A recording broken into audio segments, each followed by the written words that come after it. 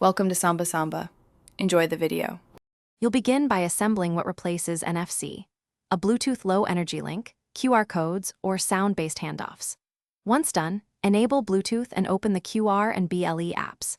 Make sure your phone's location and permissions are granted so the apps can scan and broadcast.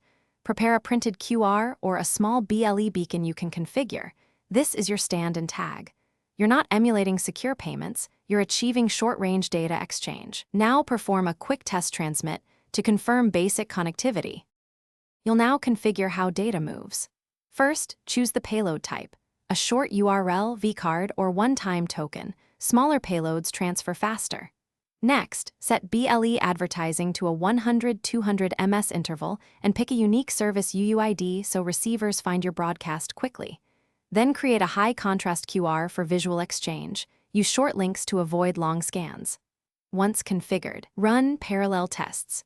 Scan the QR and watch BLE discovery on a second device to verify the full handoff pipeline. To complete a transfer, bring devices into proximity. 1 to 2 meters for BLE, very close for sound. For QR, align camera and hold steady.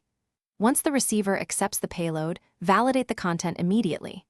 If something goes wrong, try the fastest fallback. Scan the QR or paste the short URL. Make sure to reboot radios and apps, recheck permissions, and verify your service UUID or token hasn't expired. If broadcasts don't appear, reduce advertising interval or regenerate the QR and repeat the exchange. Thanks for watching. Consider subscribing if we helped you.